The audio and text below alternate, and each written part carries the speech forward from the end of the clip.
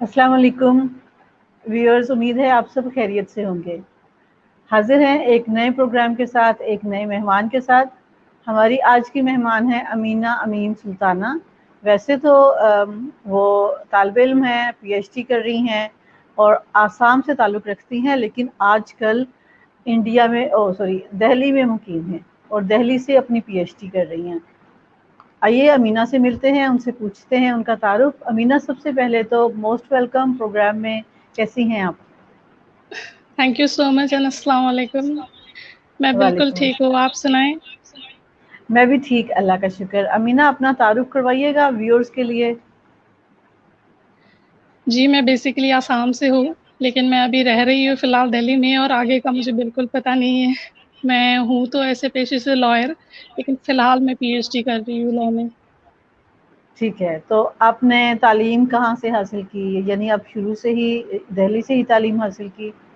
नहीं, नहीं, शुरू से तो मेरा बहुत डिफरेंट जगह मेरी बदली है। बोर्डिंग अपने लोकल स्कूल्स के बाद फिर मेरा बोर्डिंग स्कूल के बाद कॉलेज, डिफरेंट जगह, डिफरेंट यूनिवर्सिटी, एलएलएम दूसरी जगह, दूसरी यूनिवर्सिटी, पीएचडी कहीं और से कर रही हूँ। मैं घूमती रहती हूँ। अच्छा, सही। तो जी। अमीना, ये बताइएगा कि आप, जैसे आपने बताया कि आप मुख्तलिफ यूनिवर्सिटीज़ में, मुख्तलिफ शहरों में बोर्डिंग में मुकीम रही हैं, बहुत जगह पे हॉस्टल्स में रही हैं, तो आपको ये तजर्बा कैसा लगा? इतने इतने बड़े मुल्क में, अपने घर से इतनी दूर, तो कैसा एक्सपीरियंस रहा हॉस्टल्स का? एक्साइटिंग है, एक्साइटिंग है, लेकिन काफ़ी टाइम लोनली भी हो जाता है। और एक्सपीरियंस ऐसा है कि हमेशा एक बात पे मैं चली हूँ कि जान है तो जहान है। तो सही। हमेशा अपनी सिक्योरिटी फर्स्ट। आप कहीं पे भी रहिए, आप अकेले रहिए, हॉस्टल में रहिए, सबसे पहले आपकी सिक्योरिटी होनी चाहिए। तो मैं हमेशा सेफ जगह में देखती हूँ रहने के लिए। अभी भी मैं अकेली हूँ, इनफैक्ट मैं बहुत सालों से अकेली हूँ। बोर्डिंग स्कूल पास आउट करने के बाद से लेके अभी तक मेरी करीब 13-14 साल से मैं अकेली ही हूँ। तो हुँ। इसके बीच में एक रूम पार्टनर थे, लड़की, लेकिन अब उनकी शादी हो गई तो अब भी मैं अकेली ही हूँ। बस ये है कि अकेले रहने में फ़ायदा भी है, नुकसान भी है। फ़ायदा ये है कि आप अपने आप पे कॉन्संट्रेट कर सकते हैं। आपको ये पता है कि आप अपनी सोच को बिल्कुल एक हिसाब से आप जो चाहते हैं वो कर सकते हैं। और नुकसान ये है कि आप कभी-कभी डिप्रेशन में जा सकते हैं, लोनलीनेस में आप महसूस कर सकते हैं लोनली। तो वो आपके ऊपर है, आप कौन-सा रास्ता चूज़ करना चाहें। ठीक।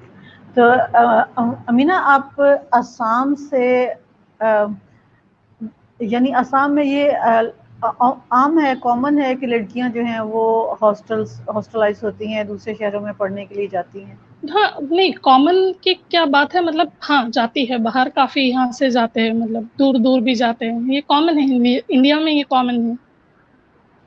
सही। तो आजकल जैसे सारी दुनिया में मुसलमानों की सूरत हाल है, आप इसको किस नज़र से देखती हैं? देखिए, मुसलमानों का जो अभी जो हालात है पूरे दुनिया में, उसके रीज़न्स काफ़ी सारे हैं। पहला रीज़न तो मिसकंसेप्शन से भरा पड़ा है हमारा रिलीजन। दूसरा ये है कि इसको प्रेज़ेंटेशन अच्छे से नहीं कर रहे हैं, और उसको प्रेज़ेंट करने के लिए जो हम मुसलमान हैं, हम खुद मुसलमान एक या तो हम करप्ट हैं या फिर हम करप्ट रास्ते पे चल चुके हैं, ठीक है? और हमारे सोसाइटी में ऑर्थोडॉक्स ज़्यादा है, इलिटरेसी ज़्यादा है, ओवर पॉपुलेशन है, और जो भी हमारा समाज है, समाज में एक तबका जो है, मेल तबका जो है, वो हमेशा मतलब इन कंपैरिजन अगर आप देखें तो लड़कियां तो फिर भी घर में बैठ के पढ़ जाती है, लेकिन लड़के नहीं पढ़ते हैं। वो प्रोग्रेसिव उतने नहीं होते, और वो मतलब जितने भी रूल एंड रेगुलेशन है, जितनी भी कंजर्वेटिव थिंकिंग है, वो उसमें लड़कियां ज्यादा मतलब उन कंजर्वेटिव थिंकिंग में रहती है, और लड़के जो हैं वो हमेशा अपने आप को थोड़ा फ्रीडम देते हैं। आप अगर देखें, अफ़गानिस्तान की लिटरेसी रेट 43.02% है। उसमें से लड़के हैं 55.48, लड़कियां हैं 29.81। ये अफ़गानिस्तान का लिटरेसी है। पाकिस्तान का आप देखें 59% है लिटरेसी रेट, उसमें 47 फीमेल्स हैं और 71 मेल्स हैं। इंडियन मुस्लिम्स का अगर आप देखें तो 57% इंडियन मुस्लिम्स लिटरेट है।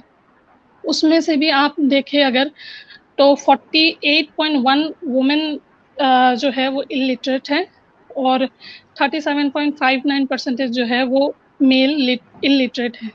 बांग्लादेश की पोजीशन थोड़ी अच्छी है, वहाँ पे 73.91% लिटरेसी है, उसमें से 75% मेल लिटरेट है और 70% फीमेल्स लिटरेट है। तो पूरे वर्ल्ड की जो लिटरेसी रेट है वो 84% है, लेकिन हमारी जो मुस्लिम्स की 57 कंट्रीज में से मुस्लिम्स की लिटरेसी रेट जो है वो इतना कम है कि इलिटरेट जो बिल्कुल भी ना लिख सकती है ना पढ़ सकती है वो 37% है, होल मतलब मुस्लिम कंट्रीज को मिला के।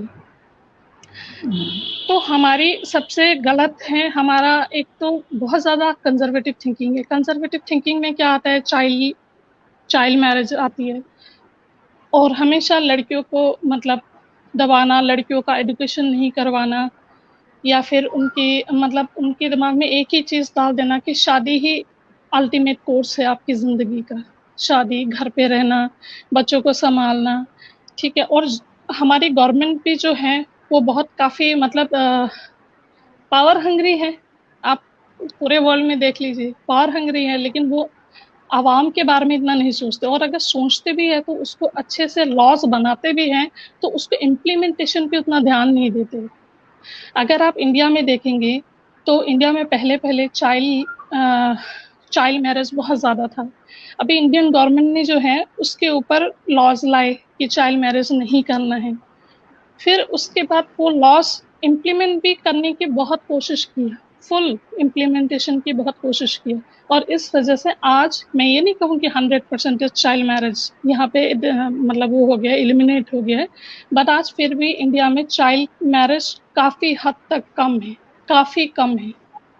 फुल्ली नहीं हुआ है लेकिन फिर भी काफ़ी कम है। हमारे लोगों में क्या है कि पॉवर्टी बहुत ज़्यादा है, एक दूसरे से क्लैश, पावर हंग्री क्लैश बहुत ज़्यादा है, एक दूसरे के ऊपर सुप्रीमेसी का एक क्लैश होता रहता है। उस वजह से आवाम के बारे में कोई कुछ मतलब वो नहीं करता है, कॉन्सेंट्रेट नहीं देता है। अगर कोई लॉ भी बना लिया तो उसको इम्प्लीमेंटेशन अच्छे से नहीं कर रहे हैं, तो काफ़ी सारे प्रॉब्लम्स है। और हमारे में सबसे बुरी बात है कि फीमेल्स की जो है लिटरेसी वो बहुत ज़्यादा मतलब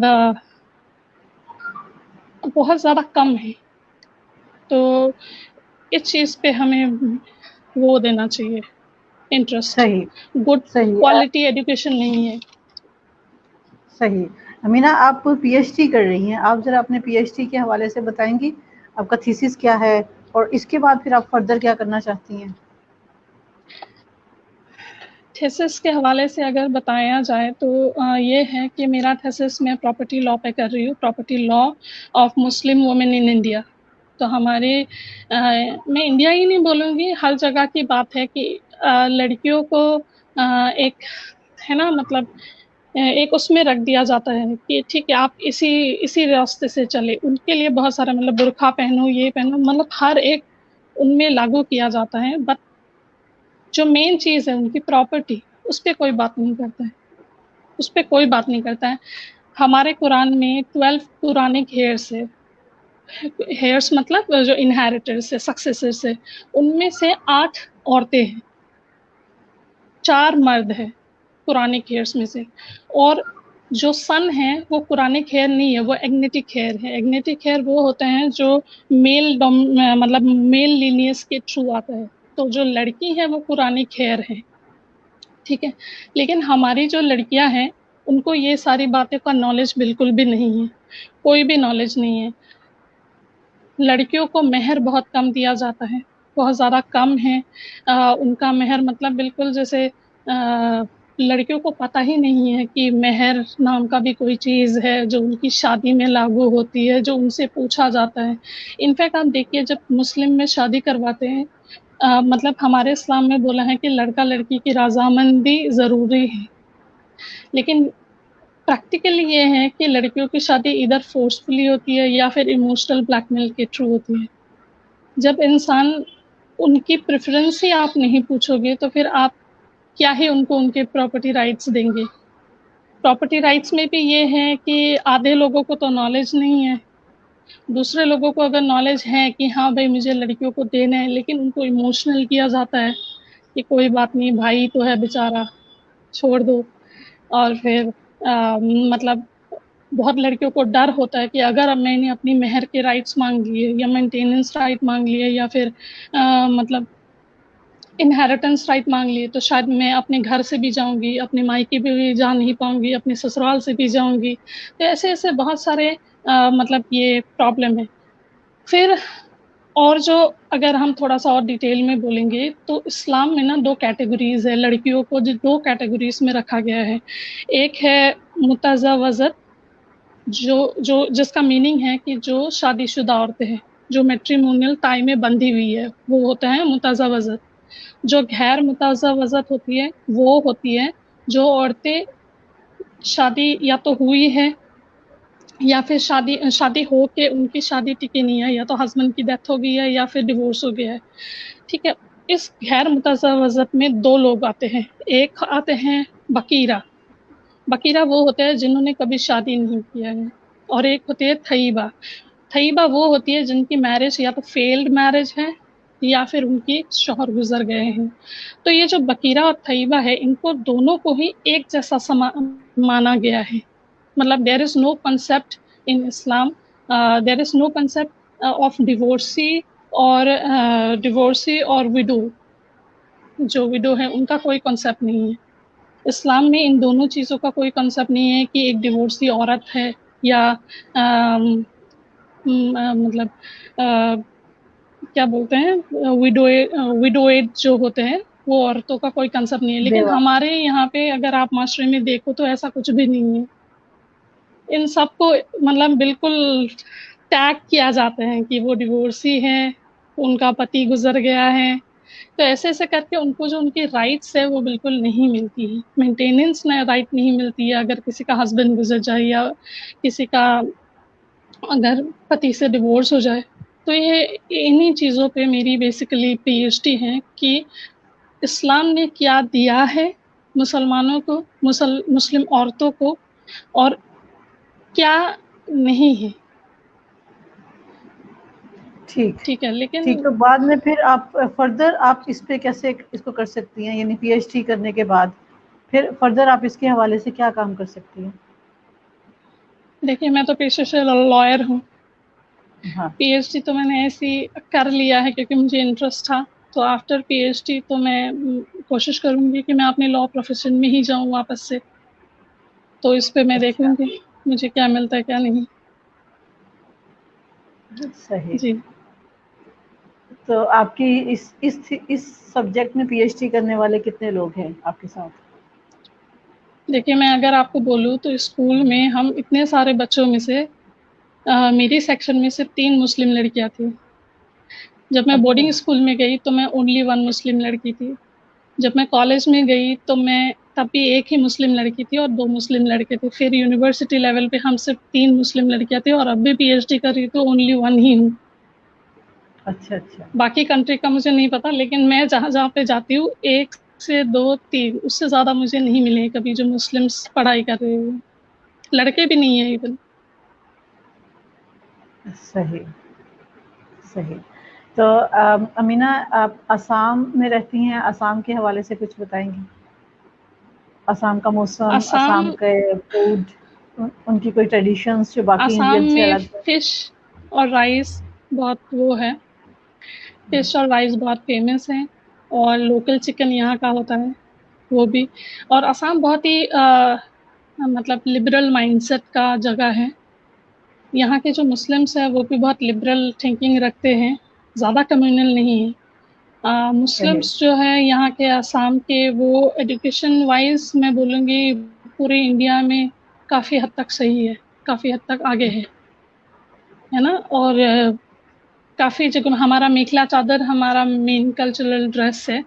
अभी अभी ट्रेंड में आया है सूट पहनना, लेकिन उससे पहले हम मेखला चादर ही ज़्यादा प्रेफर करते थे। ठीक है, यहाँ पे चाइल्ड मैरिज भी लगभग पूरे इंडिया के हिसाब से कम है। और पढ़ाई लिखाई में भी अच्छा है। मुस्लिम्स भी बहुत काफ़ी आगे बढ़ रहे हैं। तो सही। ये ऐसा ही है, माहौल अच्छा है यहाँ का। हाँ, तो ये ट्रॉपिकल एरिया है, बारिशें ज़्यादा होती हैं। जी, जी, जी। पूरा साल रहता है। नवंबर से फ़ेब तक थोड़ा-सा कम हो जाता है। ठीक है। तो अमीना कुछ जी, और जो आप बताना चाहें, अपने हवाले से, जी। तालीम के हवाले से? देखिए, अभी मैं ये कहना चाहती हूँ ना, मतलब जो भी सुन रहे हैं, कि हमारा कुरान में हमारा सबसे पहला वर्ड जो है वो है इक़रा। इक़रा का मतलब है टू रीड। हमारे जो prophet peace be upon him उन्होंने जो बोला है कि अगर आपको नॉलेज के लिए चाइना भी जाना पड़े तो भी आप जाओ, ठीक है? टू सीक नॉलेज और you you have the duty to gain knowledge. फिर उसके बाद इंसान जो है वो अल्लाह के बेस्ट क्रिएशन है। Why? Because of the power of knowledge, ठीक है? और इंसान जब एक मर जाता है तो उनकी सारी जो कर्म है, डीड्स हैं, वो सारे एंड हो जाते हैं। तो इंसान का जो 3 एंड ऐसे हैं, मतलब 3 एक ऐसे काम हैं जो इंसान का रह जाता है। वो नंबर पहले पे है चैरिटी, नंबर 2 पे है बेनिफिशियल नॉलेज और नंबर 3 पे है कि प्रेयर्स। अगर आप उस इंसान का बेटा और बेटी हैं, तो वो प्रे करे। और फिर इस्लाम में ये भी बोला गया है कि एक माँ के लैब में जो है वो एक बच्चे का सबसे पहला स्कूल होता है। और कुरान में इल्म जो वर्ड है वो 880 बार दिया हुआ है। तो इससे ज़्यादा मुसलमानों को क्या चाहिए और प्रूफ कैसे दिया जाए कि इस्लाम कितना ज़्यादा लिटरेसी की तरफ आगे बढ़ रहा है। आगे कह रहा है, मतलब आपको दिखा रहा है कि आप लोग लिटरेट बनिए, आप नॉलेजेबल बनिए। ठीक है। और आपको एक चीज़ मैं और एक ऐड कर दूँ कि वर्ल्ड का जो सबसे ओल्डेस्ट ऑपरेटिंग यूनिवर्सिटी है उसका नाम है यूनिवर्सिटी ऑफ करावीन और वो मोरक्को अफ्रीका में है। एंड वो यूनिवर्सिटी 1300 साल पहले एक लेडी ने, हर नेम इज़ फातिमा अल फहरिया, उन्होंने बनवाई थी। ठीक है। इस्लाम का अभी 1442 ईयर अब स्टार्ट हुआ है। आप सोचो 1300 साल पहले वो यूनिवर्सिटी बनी थी। तो पूरे वर्ल्ड में जो है 25,000 यूनिवर्सिटीज़ है। उनमें से ओनली 1840 यूनिवर्सिटीज़ जो हैं वो इस मुस्लिम कंट्रीज़ 57 कंट्रीज़ में है। 1840 यूनिवर्सिटीज़। ठीक है। अफ़गानिस्तान अलोन, अफ़गानिस्तान में 18,000 स्कूल्स है सिर्फ़ बच्चों के। ठीक है। तो आप खुद सोचिए कहाँ पे जा रहे हैं। हमारी मतलब हमारे तालीम मतलब नॉट अपराइजिंग, हमारे लिटरेसी उस हिसाब से अपराइज नहीं हो रहे।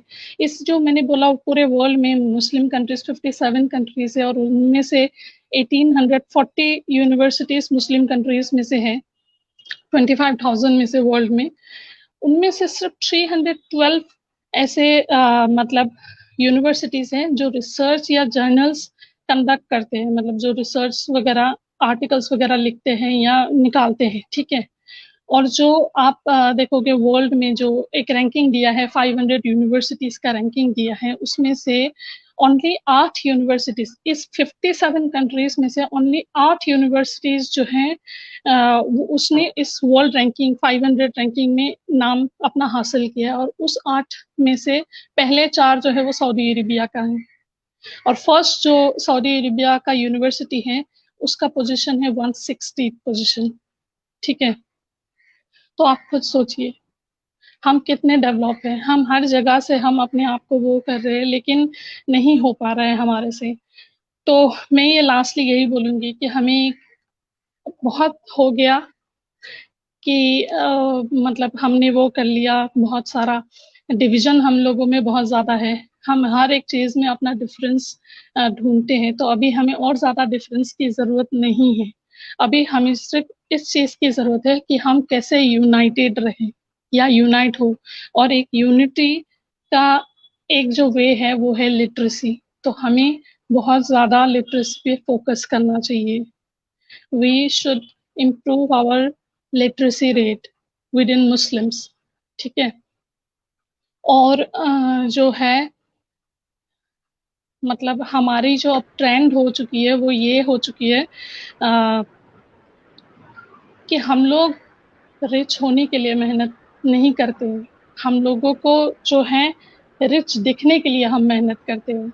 हमें एडुकेटेड नहीं बनना है, हमें मेहनत नहीं करनी है एडुकेटेड बनने के लिए, लेकिन हम एडुकेटेड हैं ये दिखाने के लिए हम अपना मेहनत करते हैं। हम अटेंशन चाहते हैं किसी भी मतलब वजह से कि हमें अटेंशन मिले, लेकिन हम वो हार्ड वर्क नहीं करते हैं जो हार्ड वर्क इंडिया का ही मैं नाम लूंगी, जैसे कि मनमोहन सिंह जो हमारी एक्स प्राइम मिनिस्टर हैं, जो मुस्लिम प्रेसिडेंट एक्स प्रेसिडेंट रहे हैं, डॉक्टर एपीजे अब्दुल कलाम। इन लोगों की आप स्टोरी जर्नी देखिए कि ये कहाँ थे और कहाँ से कहाँ निकल गए, कितना हार्डवर्क किया इन्होंने। कभी अपने दिमाग में ये नहीं रखा कि हमें वर्ल्ड में फेमस होना है, इन्होंने हार्ड वर्क किया। लेकिन हम मुस्लिम्स जो है इनके नाम से, मतलब B it not only Muslims, all Indians, या फिर आप कहीं पे भी पूरे वर्ल्ड के लोग देखो, आप कहीं किसी को भी देख लो, हम इनको देख के हम बस सोचते हैं काश हम भी इनकी तरह होते, लेकिन हमें मेहनत नहीं करनी है। We just need attention. Trend है इंग्लिश बोलने का, but the trend is not towards कि we should hard work, we should get a quality education. ये हमारी सबसे बड़ी प्रॉब्लम है, और मुझे लगता है कि इस पे हमें बहुत ज़्यादा, सिर्फ हमें नहीं, हमारी जो गवर्नमेंट है उसको हमें सुनना चाहिए। उनको एक प्रॉब्लम है कि वो पावर हंग्री है, उनको सिर्फ पावर से मतलब है। उनको ये नहीं एहसास है कि अगर उन्होंने हमारी हमारी सोसाइटी को अपग्रेड किया, या मतलब जो भी मुस्लिम कंट्रीज है, जितनी भी सोसाइटी है, इंडिया है या जो भी है, सबको, पूरे वर्ल्ड को ही बोल रही हूँ, अगर वो अपनी सोसाइटी को अपग्रेड करेंगे तो उनका भी नाम जब तक दुनिया रहेगी तब तक रह जाएंगी। हमारे गवर्नमेंट को बजट ज्यादा देनी चाहिए एजुकेशन के नाम पे, ताकि सब लोग एडुकेट हो। ठीक है, और सही। अगर लॉस कोई बनाए तो वो लॉ इम्प्लीमेंट भी करे, सिर्फ दस्तावेजों पे ना रह जाए वो लॉज। तो मुझे ये बिल्कुल लगता है सही। Literacy is the only way to our progress, and there is no other solution. हमारी पॉवर्टी बोलो, हमारी इकोनॉमिक सिचुएशन जो भी खराब है कंट्री का या सोसाइटी का या एक इंसान का, या आप कोई भी बोलो, हमारी यूनिटी बोलो, आप कहीं पे भी जाओ एक ही प्रॉब्लम है, उसका एक ही सोल्यूशन है, एजुकेशन। और मैंने इतने सारे अभी आपको एक लिस्ट गिना दिया कुरान के हर एक, मतलब जितना मुझे पता था या जितना मैं जानती हूँ, आपको इतना कुछ बता दिया। वो सारे का सिर्फ एक ही रीजन है कि अल्लाह भी कहता है, हर जगह पे लिखा है, बस पढ़ो पढ़ो पढ़ो पढ़ो, and there is no other solution. बाकी हर जगह पे हम लोग बिल्कुल फिट है। सही अमीना, बहुत खूबसूरत आपने बात की कि मसाइल का जो हल है वो तालीम में ही छुपा हुआ है।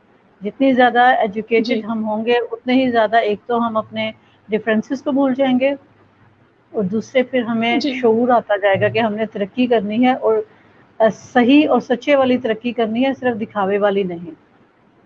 जी बहुत बिल्कुल। शुक्रिया मीना आपके, आप बहुत शुक्रिया, बहुत अच्छा लगा आप मेरे प्रोग्राम में आई। इंशाल्लाह फिर भी मुलाकात होगी। अपना ख्याल इंशाल्लाह रखिएगा। बिल्कुल। जी, जी अपना थैंक यू ख्याल सो मच रखिएगा। And thank you. जी जी आप अल्लाह भी हाफ़िज़। बिल्कुल ठीक है। अल्लाह अल्लाह हाफिज। हाफ़िज़। बाय। अल्लाह। जी व्यूअर्स, ये हमारी आज की मेहमान थी अमीना। इनके ख़्यालात आपने जाने, इनकी जो उन्होंने अपने तालीम के हवाले से बातें की। बहुत खूबसूरत उन्होंने बात की कि तालीम हासिल करें, क्योंकि इसी का सबसे पहले जो है वो हुक्म दिया गया था। तो इसी से फिर हमारे इख्तिलाफ़ात दूर हो सकते हैं, और इसी से, यही जड़ है जिसकी वजह से हम तरक्की कर सकते हैं। इसके अलावा और कोई हल नहीं है। अपना ख्याल रखिएगा। हम मिलते हैं अगले प्रोग्राम में। तब तक के लिए अल्लाह हाफ़िज़।